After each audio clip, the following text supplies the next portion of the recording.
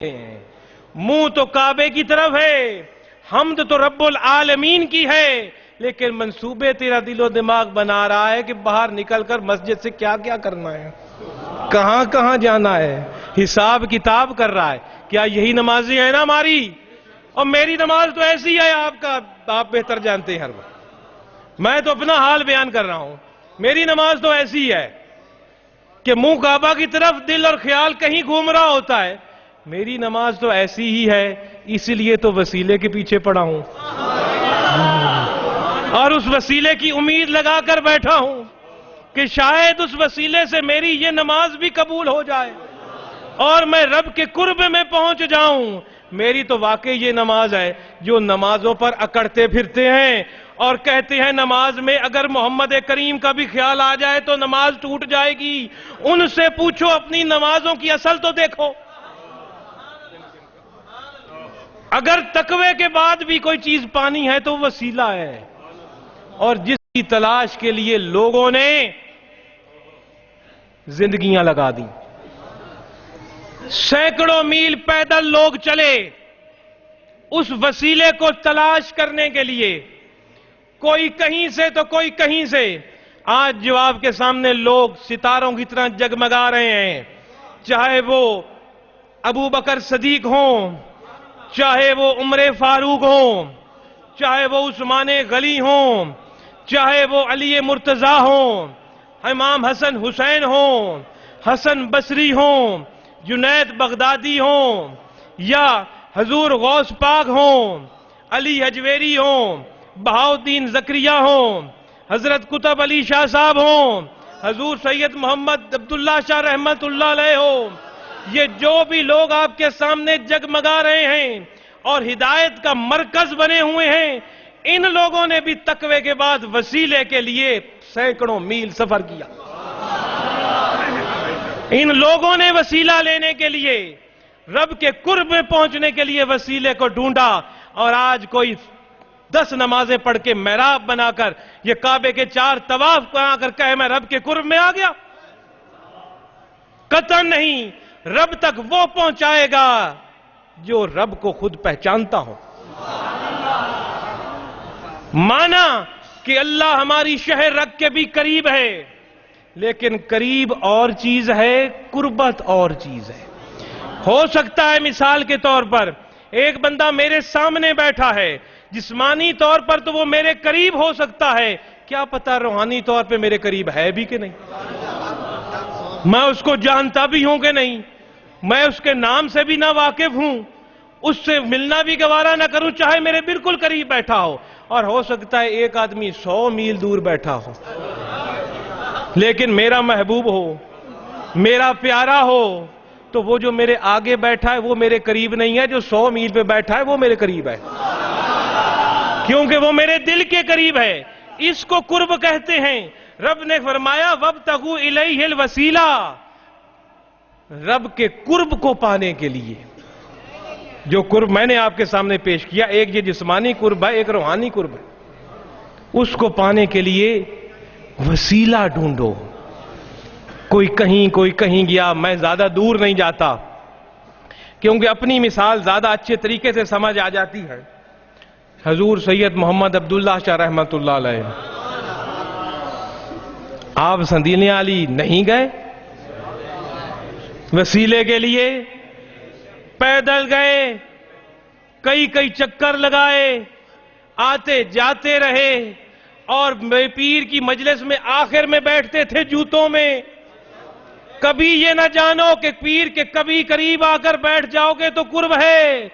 دل کی تاریں ملاؤ۔ ظاہری طور پر قریب آنے کا کوئی فائدہ نہیں ہے، دل کی تاریں ملاؤ، جہاں بھی بیٹھے ہو وہیں پیر ہے۔ کوئی لوگ تو یہ بھی ترجمہ کرتے ہیں اقیم الصلاۃ کا کہ نماز قائم کرنے کا یہ مطلب ہے 5 وقت کی، کوئی کہتے ہیں، اور کوئی کہتے ہیں اقیم الصلاۃ کا معنی ہے کہ تیری دل کی تار پوری زندگی کبھی بھی رب کے قرب سے نہ ٹوٹے، یہ معنی ہے اقیم الصلاۃ کا، کہ نماز کو قائم کرو، رب کے ذکر کو قائم کرو، چاہے تو مسلح پر ہے پھر بھی رب کے قریب، بازار میں ہے پھر بھی رب کے قریب، اولاد میں ہے پھر بھی رب کے قریب، تیرے جیبیں نوٹوں سے بھری ہوئی ہیں پھر بھی دل رب کے ہی قریب، وہ قرب بھی ہے۔ اب وابتغوا الیہ الوسیلہ، کہ وسیلہ ڈھونڈو، وسیلے کو پکڑو، کیونکہ اس وسیلے کے بغیر تیرا تقوی مکمل نہیں ہوگا۔ کسی لمحے زندگی میں ڈگمگا سکتا ہے تو، پھر کے گر سکتا ہے تو، پھر تو غلط کاریوں میں جا سکتا ہے، لیکن اگر تیرے ہاتھ میں کوئی وسیلہ ہوگا، کوئی نسبت ہوگی، جب بھٹکو گے وہ پکڑے گا، جہاں گرو گے وہ اٹھائے گا،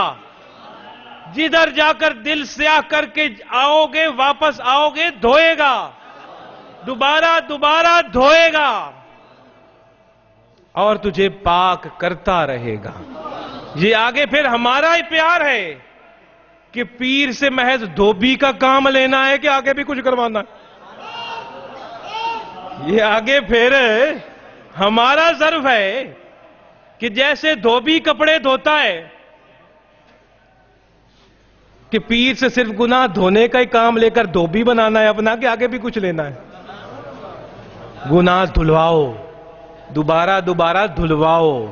لیکن اس سے آگے پڑھ نکل کر کوئی ایسی توبہ کر لو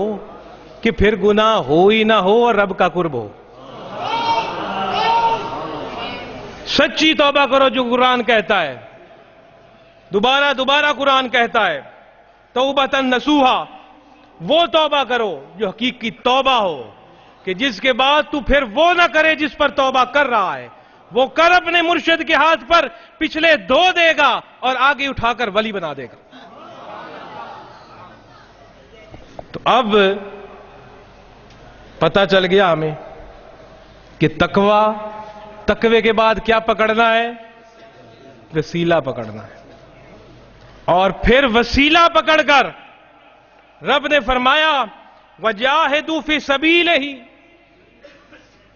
لوگ اٹھتے ہیں جہاد کرنے، یہ فریضہ ہے اسلام کا، واقعی اسلام کا جہاد، اس میں کوئی شک و شبہ نہیں ہے۔ یہ ایک الگ سوال ہے کہ ایک اسلامی ریاست کے اندر جہاں 10-12 لاکھ فوج بیٹھی ہے، وہاں اس کا کام ہے جہاد کرنا کہ ہمارا کام ہے؟ یہ الگ سوال ہے، اس کی بحث میں میں نہیں جاتا۔ میں آپ کے ملک پاکستان کے تناظر میں یہ بات کر رہا ہوں کہ ریاست ہے جس کا آئین اسلامی ہے، حکمران مسلمان ہیں، 10 لاکھ آپ کی مسلح افواج بیٹھی ہوئی ہے، اس کی موجودگی میں کہوں میں جاؤں گا جہاد پر فوج سے پہلے، وہ ایک الگ سوال، الگ بحث ہے، اس میں جانے کا یہاں فائدہ کوئی نہیں۔ میں صرف یہ عرض کرتا ہوں کہ جہاد سب سے پہلے تو اپنے اوپر کرو نا، اپنے اوپر جہاد کرو، اپنے ارد گرد جہاد کرو، پہلے خود گناہوں سے بچو، خود لوگوں کے سامنے نمونہ بنو، خود لوگوں کے سامنے خوبصورت بنو، تیرا جہاد خود بخود کامیاب ہوگا۔ حضور سید محمد عبداللہ شاہ رحمت اللہ علیہ نے یہاں کون سی بندوقوں سے جہاد کیا؟ یا تلواروں سے جہاد کیا؟ یا بمبوں سے جہاد کیا؟ حضور نے نہ تلوار اٹھائی، نہ بندوق اٹھائی، نہ کوئی بم برسائے، حضور نے اپنا آپ لوگوں کے سامنے رکھا کہ یہ میں ہوں تمہارے سامنے، آؤ میرے اندر کوئی برائی دیکھو، جو میں کر رہا ہوں وہ کرو۔ دلوں کی صفائی کی، لوگوں کا تزکیہ نفس کیا، بغیر اسلحہ اٹھائے۔ یہ راوی کے علاقے سے پوچھ لو یہاں کیا تھا حضور سے پہلے، یہاں اگر حضور تشریف نہ لاتے تو آج کسی کو کلمہ نصیب نہ ہوتا۔ اگر اس علاقے میں آج لوگوں کا عقیدہ درست ہے، کلمہ ہے، ایمان ہے، نمازی مسجدوں میں اگر اس علاقے میں جا رہے ہیں تو حضور کے قدموں کے صدقے جا رہے ہیں۔ اس علاقے میں اگر آج میلاد کی محفلیں کوئی کر رہا ہے، حضور کے صدقے سے محفلیں ہو رہی ہیں، ورنہ یہاں محفلیں کرنے والا کوئی نہ ہوتا، منانے والا کوئی نہ ہوتا، نہ سرکار کی شان بیان کرنے والا کوئی ہوتا، نہ سننے والا کوئی ہوتا۔ یہ سرکار کے کسی حقیقی عاشق کا ہی فیض ہے کہ اس نے لوگوں کے سامنے وہ دین لا کر رکھ دیا جو محمد کریم نے مکہ اور مدینے میں رکھا، اور لوگ جوگ در جوگ اس میں داخل ہوتے گئے۔ تو میرے دوستو، رب نے جہاد کا حکم دیا فی سبیل اللہ، اللہ کی خاطر، اور جہاد سے پہلے شرط رکھی وسیلے کی، کیونکہ وسیلے کے بغیر تو نہ شیطان سے لڑ سکتا ہے نہ کافر سے لڑ سکتا ہے۔ اس لیے فرمایا تقوی اختیار کر لو، یا ایھا الذین آمنوا اتقوا اللہ۔ میں اپنی بات ختم کرنے جا رہا ہوں، 10 منٹ رہ گئے عصر کی اذان کو، اس وقت ختم ہونا ہے ختم پاک۔ اے ایمان والو، تقوی اختیار کر لو، رب تک قرب حاصل کرنے کے لیے جو وسیلہ تجھے مل گیا ہے اس کو تھام لو مضبوطی سے، اس کے نقش قدم پر چل کر رب کی راہ میں جہاد کر لو، اپنے نفس سے پہلے جہاد کر کے اپنے آپ کو کامل کرنے کی کوشش کرو، پھر معاشرے کو پاک کرو۔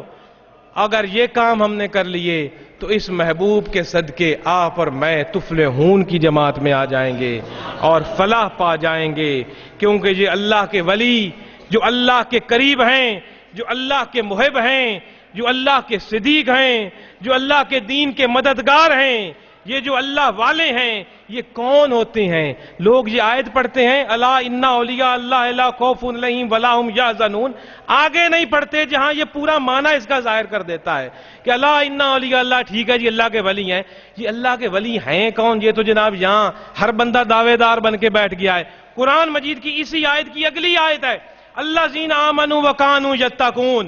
یہ میرے ولی وہ ہیں کہ جس پر ایمان لائے ہیں پوری زندگی اس پر عمل کرتے ہیں۔ یہ اللہ کے ولی، اور اللہ کا شکر ہے کہ اس نے ہمیں وہ مرشد عطا فرمایا جو الذین آمنوا وکانوا یتقون کی عملی تفسیر ہے۔ ہمیں دین سکھایا، ہمیں شریعت سکھائی، ہمیں طریقت سکھائی۔ ابا اللہ کے اس احسان کا تذکرہ کیا کرو، اللہ کے اس احسان کا شکر ادا کیا کرو، اور اپنے اندر تقوی پیدا کر لو، وسیلے کو تھام لو، پوری زندگی رات دن مرتے دم تک ثابت قدم تیرا مرشد تجھے رکھے گا، جہاد کے لیے قدم تو اٹھا کر چل پڑ، اور وہ تجھے وہ فلاح عطا کرے گا رب جس کے بعد ناکامی نہیں ہے۔